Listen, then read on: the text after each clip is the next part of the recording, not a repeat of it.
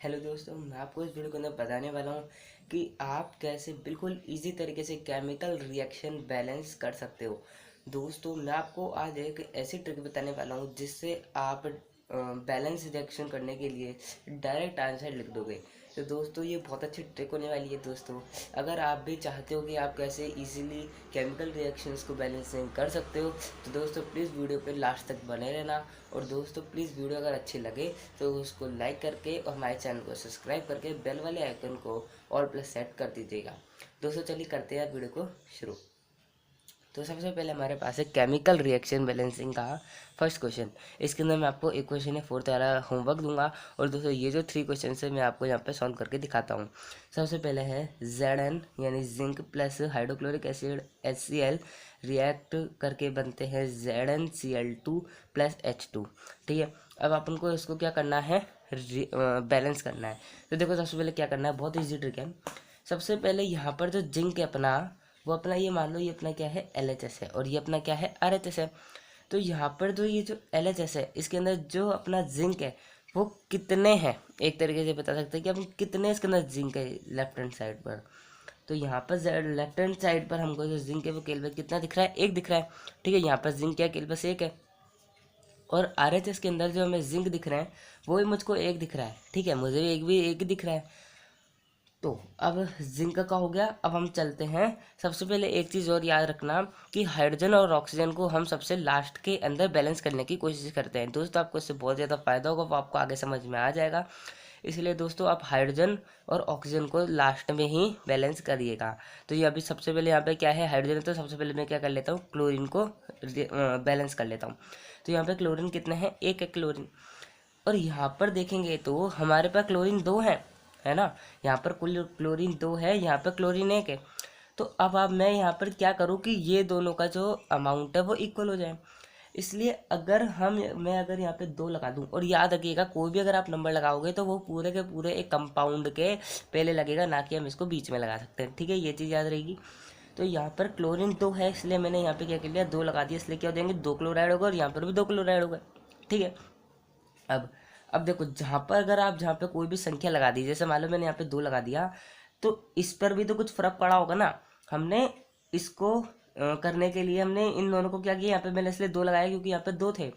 तो दो लगाने से हाइड्रोजन पे भी तो कुछ है ना असर पड़ा होगा। तो हाइड्रोजन के ऊपर क्या असर पड़ा कि जो हाइड्रोजन है वो भी हमारे कितने हो गए, दो गए।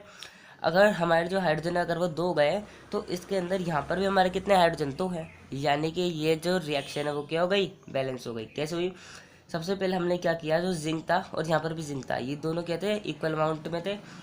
फिर हमने हाइड्रोजन को बाद में किया, सबसे पहले हमने किसको किया, क्लोरीन को किया। फिर क्लोरीन यहाँ पे कितने थे, एक थे, यहाँ पे दो थे, इसलिए यहाँ पर मैंने क्या किया, यहाँ पे दो लगा दिया। अगर मैं यहाँ पे दो लगाता हूँ तो मैं देखता हूँ कि यहाँ पर दो हाइड्रोजन हो गए। जहाँ पर अगर आप जहाँ पे नंबर लगाओगे तो वहाँ उस कंपाउंड के अंदर देखना कि क्या फर्क पड़ा जो मैंने संख्या ऐड की उससे। तो यहाँ पे कितने हो गए, दो हाइड्रोजन हो गए और यहाँ पे भी कितने, दो हाइड्रोजन है। तो मतलब यानी हमारी जो रिएक्शन, जो हमारी जो केमिकल रिएक्शन है वो क्या हो गई, बैलेंस हो गई। तो ये क्वेश्चन आपको समझ आया ना।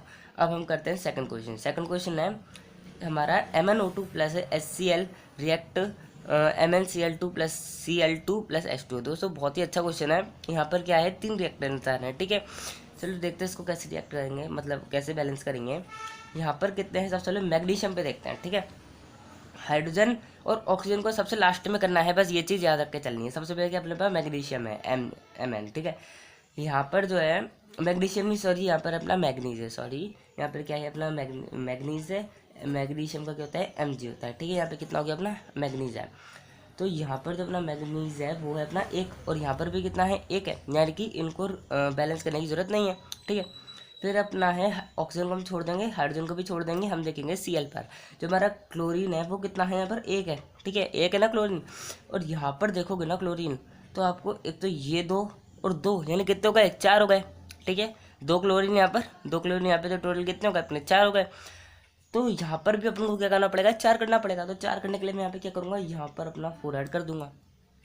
अगर अब मैंने अगर यहाँ पे चार लगा दिया तो इस पे भी तो कुछ फर्क पड़ा होगा ना, इस पे कुछ ना कुछ फर्क पड़ा होगा।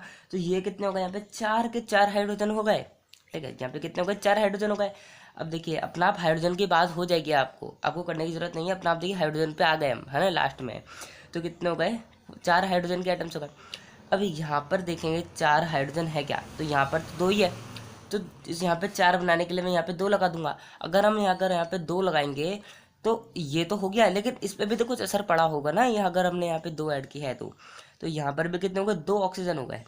ठीक है, कितने हो गए, 2 ऑक्सीजन हो गए।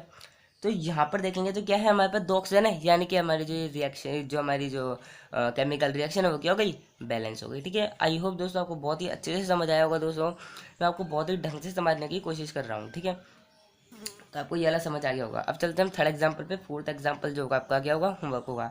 दोस्तों इस वाले हमने ब्रैकेट वाला लिया है, तो दोस्तों इसके अंदर लोग बहुत ज़्यादा कंफ्यूज होते हैं, लेकिन अब होने की जरूरत नहीं पड़ेगी क्योंकि आप देख रहे हैं इस चैनल से वीडियो। ठीक है, अब यहाँ पे क्या है, BaCl2 + Al2 SO4 whole bracket 3 फिर BaSO4 + Al2 Cl2 whole bracket 3। ठीक है, अब देखो सबसे पहले ऑक्सीजन और हाइड्रोजन को हम सबसे लास्ट में करेंगे। ठीक है, अगर जैसे मान लो उसके अंदर अपने पास क्या है, केवल ऑक्सीजन है, हाइड्रोजन नहीं है, तो हाइड्रोजन अगर यहाँ पे नहीं है तो कोई बात नहीं, ऑक्सीजन तो है, तो हम क्या करेंगे, ऑक्सीजन को सबसे लास्ट में करेंगे। सबसे पहले क्या है, हमारे पास Ba है यानी बेरियम है, तो यहाँ पर बेरियम मुझे एक दिख रहा है और यहाँ पर भी एक दिख रहा है, यानी कि क्या चीज़ है, एक क्या है, बैलेंस है दोनों। फिर हम चलते हैं क्लोराइड पे, तो ये क्या है अपने पास, क्लोरीन अपने पास कितने, 2 है। ठीक है, 2 है ना अपने पास क्लोरीन, और इस जगह पे देखूँ मैं तो क्लोरीन आपको 6 दिख जाएंगे। अब कैसे, यहाँ पर जो क्लोरीन है वो 2 तो है, लेकिन यहाँ पे होल ब्रैकेट 3 लग रखा है। इसका मतलब क्या है कि Cl तो रहेगा ही, और ये किससे हो जाएगा, इससे क्या हो जाएगा, मल्टीप्लाई हो जाएगा। ये दोनों क्या हो जाएंगे, एक दूसरे से मल्टीप्लाई हो जाएंगे। अगर ये दोनों एक दूसरे से मल्टीप्लाई हो जाएंगे तो कितने बन जाएंगे, 6 बन जाएंगे, 3 2 6। तो Cl कितने होगा अपने पास, 6 होगा। लेकिन मुझको यहाँ पर जो क्लोरीन है वो 2 ही दिख रहा है, यानी कि मुझको यहाँ पे 6 बनाने पड़ेंगे।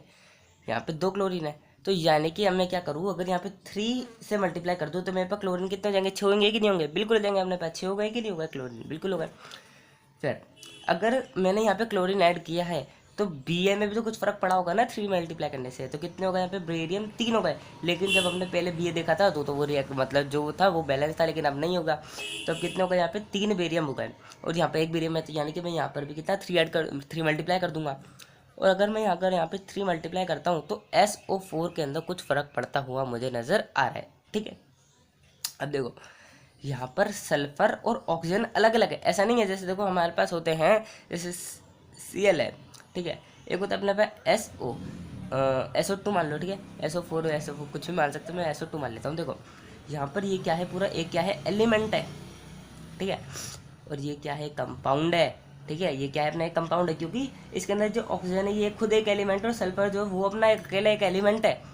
यानी कि जो अपना ये जो 3 है ना, जैसे हम BaCl पे हमने BA किया था तो हमने यहाँ पे कर लिया, तो यहाँ पे क्या असर पड़ा कि जो सल्फर है वो अपने 3 हो गए। ठीक है, अगर मैं SO4 के अंदर 3 मल्टीप्लाई करने का कोशिश करूँ तो देखो क्या होगा, S के साथ 3 आ जाएंगे और O के साथ कितने आ जाएंगे, 12 आ जाएंगे, 4 3 है 12। ठीक है, ये चीज़ समझ आनी चाहिए। ठीक है ना, मैंने बहुत अच्छे से समझाने की कोशिश की। अब देखा यहाँ पे कितना हो जाएगा, S अपने पास 3 हो जाएंगे और जो O है वो अपने पास 12 हो जाएंगे, बिल्कुल हो जाएंगे, बिल्कुल हो जाएंगे। अब देखो यहाँ पर मेरे पास सल्फर और ऑक्सीजन आ रहा है, यहाँ पर भी हम क्या देखेंगे, सल्फर ऑक्सीजन देखेंगे। अब देखो यहाँ पर अगर हम बात करें तो सल्फर अपने पास 3 हो गए और ऑक्सीजन अपने पास कितने हो गए, 12 हो गए। और यहाँ पर अगर मैं देखूँ ना तो यहाँ पर भी मेरे यही हो रहा है कि सल्फर मेरे पास 3 हो रहे हैं और ऑक्सीजन मेरे पास 12 हो रही है, यानी कि ये दोनों क्या हो गए, बिल्कुल के बिल्कुल बैलेंस हो गए। और यहाँ अगर अब आपको करने की जरूरत नहीं है वैसे तो, लेकिन आप एक बार चेक कर सकते हो कि यहाँ पर जो मेरे पास एल्यूमिनियम है वो मेरे पास 2 है और यहाँ पर भी 2 है। अगर आप एक बार लास्ट में पहुँच जाओ कि जहाँ पर आपके जो कंपाउंड है वो क्या हो गए, बैलेंस हो गए, तो फिर आपको चेक करने की जरूरत नहीं है। वैसे आप चेक करके अपना जो आंसर है वो सही कर सकते हो। ठीक है, तो ये आपकी क्या हो गई, रिएक्शन जो है वो बैलेंस हो गई। अब आपका ये जो क्वेश्चन है वो क्या है, अपना होमवर्क है, आप देख सकते हो। ये मैं यहाँ पे लिख देता हूँ, आपका ये क्या है, अपना ये HW है। ठीक है, अब यहाँ पे ये क्या है, एक बार मैं बोल के बता देता हूँ, BaCl2 + Na2SO4 react with BaSO4 + NaCl2। ठीक है, तो आप इसका आंसर निकाल के लिखोगे दोस्तों कमेंट बॉक्स के अंदर, लगेगा कमेंट बॉक्स में आपको दोस्तों इसका आंसर लिखना है। और दोस्तों प्लीज़ हमारे जो वीडियो है उसको आप लाइक कर दीजिए, सब्सक्राइब कर दीजिए हमारे चैनल को। मिलेंगे नेक्स्ट वीडियो के अंदर, तब तक के लिए गुड बाय, टेक केयर।